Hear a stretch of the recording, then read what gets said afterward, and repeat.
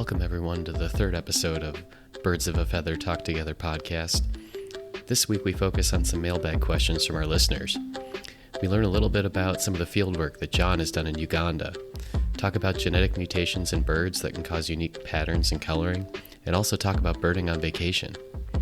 Just a reminder that you can submit your questions to podcast.birdsofafeather@gmail.com and we'll make sure to respond on the podcast. Okay, now let's get to our first question. I started making a list of every bird that I've spotted. I was curious what bird you were most proud of seeing in the wild. And this is from James in Seattle. Yeah, that's always such a hard question. But all right, I'm going to just go pick one. So the Field Museum described a new species of bird based on field work that some of our colleagues did in Uganda, and we named it after Dave Willard, our retired collections manager. So it's called Willard's sooty boo-boo. And one of the things we weren't sure about was what it sounded like. And we were doing field work in the Eastern Democratic Republic of Congo about 7-8 years ago, I guess, and we came back and we had a Josh Engel, who was working for us at the time. He's a local bird tour leader, and I basically had a day and a half or so, 2 days, where we drove across Uganda, got to the place where the bird had been originally found, met up with a guide who was with the original group, who knew exactly what the bird sounded like, went out with him the next morning, tape recorded the bird for the first time where somebody knew that it was Willard's sooty boo-boo. Oh, wow. And then basically made our way back to the capital of Uganda and back to Entebbe and came back to Chicago. Wow. And it was just like, that was a fun trip because it was one of those things where we had a goal, we knew what we were looking for, and we got some amazing help finding it. Oh, yeah. The stars were aligned on that one. Yeah, absolutely. Yeah.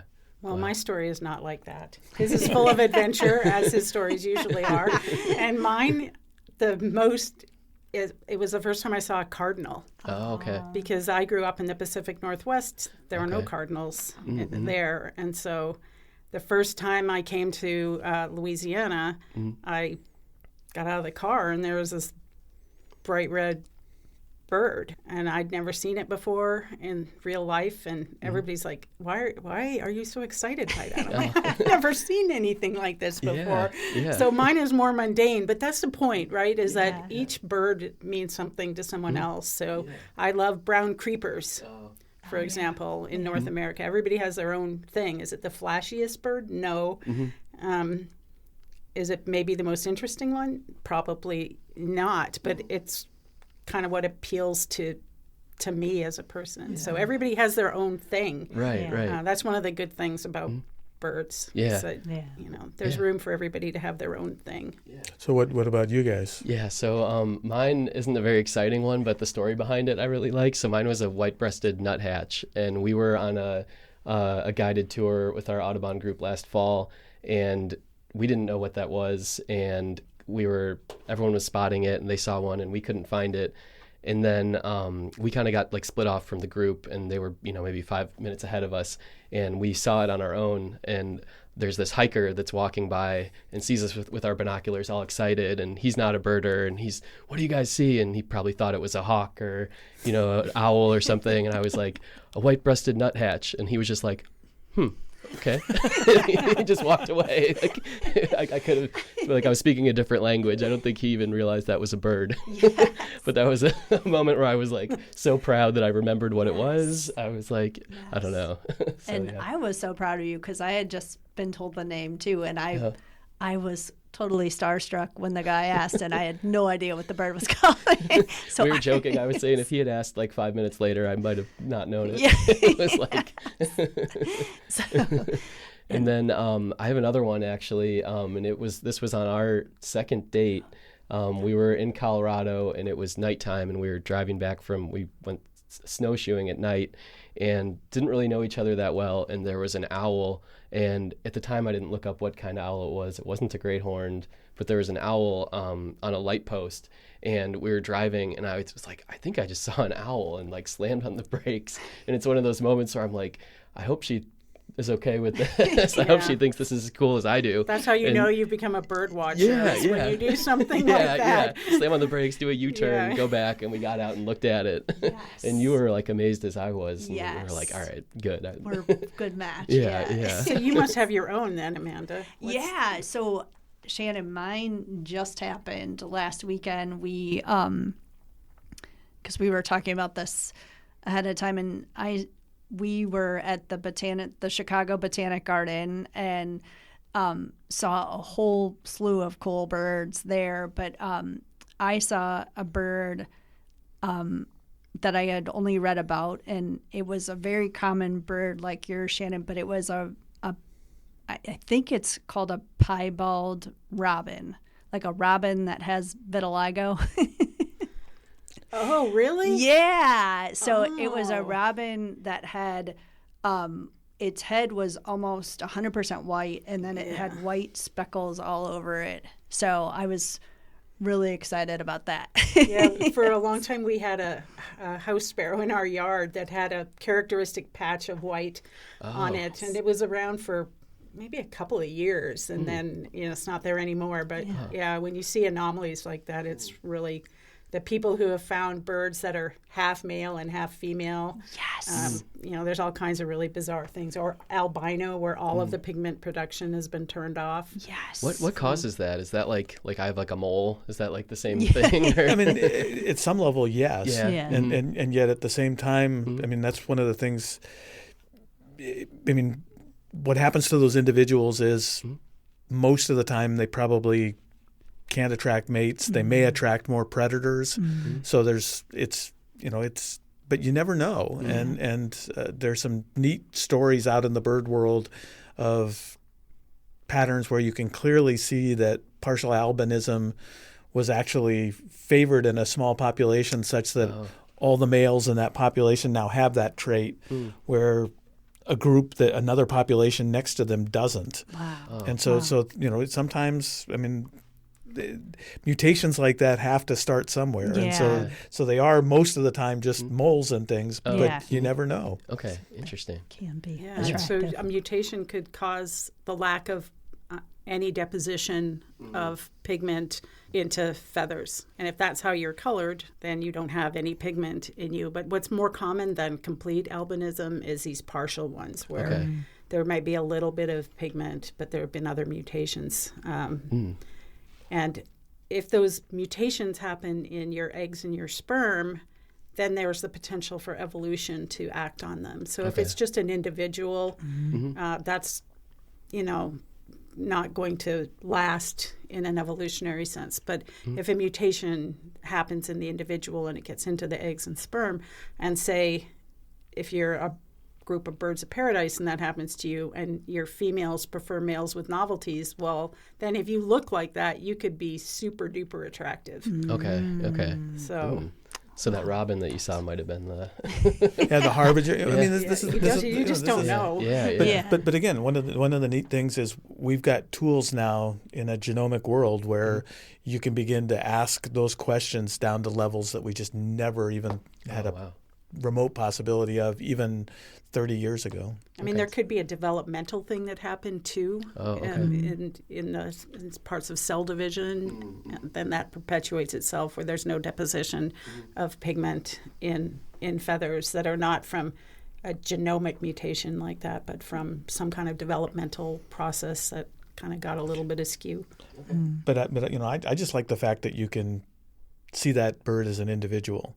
And a lot of times you'll see 100 robins and they all look very similar, they all sound similar, and you're not able to identify individuals readily. And so they really stick out when you see something like that. Yeah, it's true. We saw like 1 million robins that day, and we're, that was the only one I remember. Well, there could be safety in numbers. That's true. That's true. So next question is from Kathy in Downers Grove, Illinois. She says, what's your favorite place that you've traveled to? What birds did you see there? Yeah, there's a long silence. I'll start out. So I didn't go specifically to see birds, but I went kayaking in the San Juan Islands in northern Washington, and I saw over 20 bald eagles, and it was like just the most I'd seen at one time. I think before then I had only seen a handful of bald eagles ever in the wild, and then all of a sudden it was like seeing multiple every day. We're kayaking, they're on the beach eating, they're up in the tree, they're circling overhead. It was like to go from never seeing them to like seeing so many was like really memorable for me.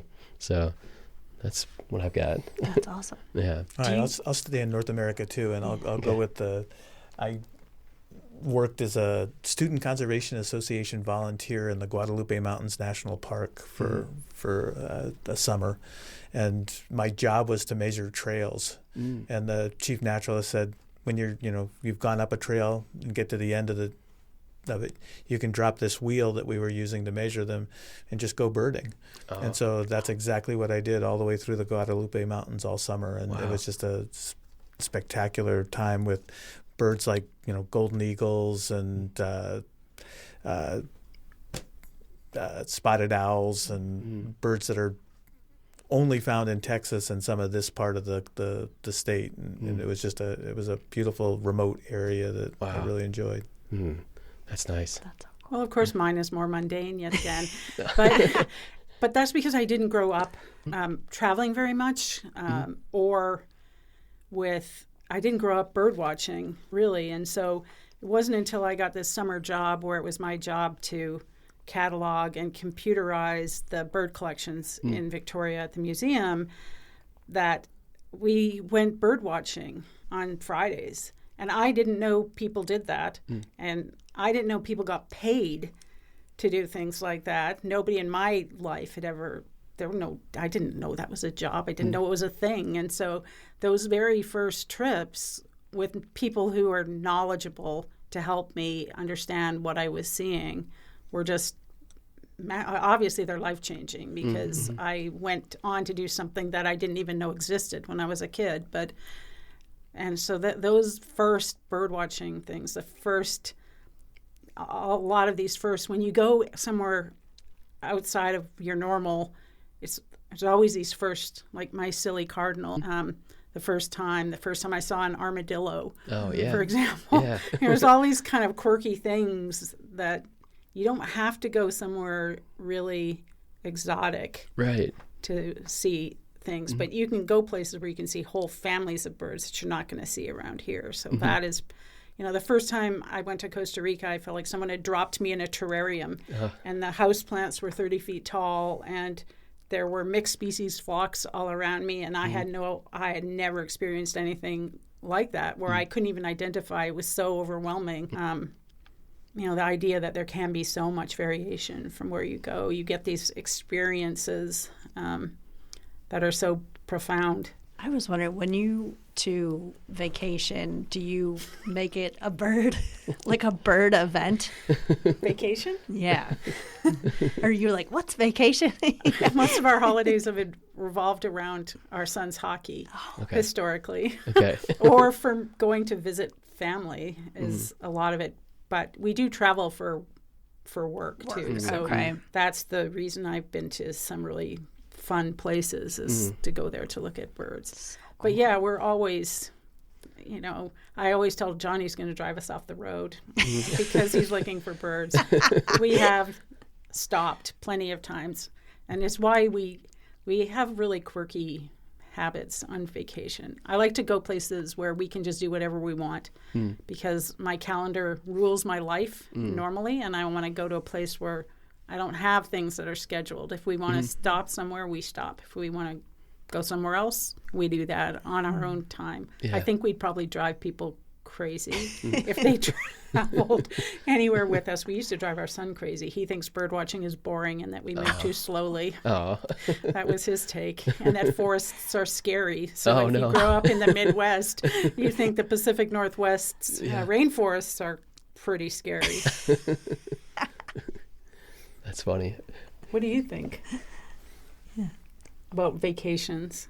he took bizarre vacations like that as a kid. Oh, really? You know? Yeah, so I'm growing up in a birding family. I mean, I basically tell people I got into birding because I realized if I was going to spend any time with my dad or my brother, I better start getting interested. Oh, okay. And we used to do hardcore birding trips every once in a while. Wow. Nice. Yeah. Wow. Like my dad driving straight through down to southern Mexico and then working our way around southern Mexico to various places looking for birds. So That's Yeah. awesome. that's, yeah. Yeah. That sounds like our kind of. Yeah. I feel like we've Yeah. slowly started working that into, like, I don't know. Yes. We definitely get outside more when we go on vacation. Yes. Yeah. I don't know. We do a lot of nature-based vacations Yeah. and slowly want to start working birds into it. So. Yeah. Let's just say you're not going to see one of us on a cruise ship. Okay. Neither of us. Yeah, we won't either. I do not want to go. I don't No, want to go no. on cruise ships. No. All right. Well, thank you for the questions. You can reach out our mailbag, podcast.birdsofafeather@gmail.com. We look forward to getting some more questions, and we can field them in our next episode. And I think that's it for this episode. Is there anything anybody wants to add? Or Thanks No. for listening. Yeah, thanks everyone for listening.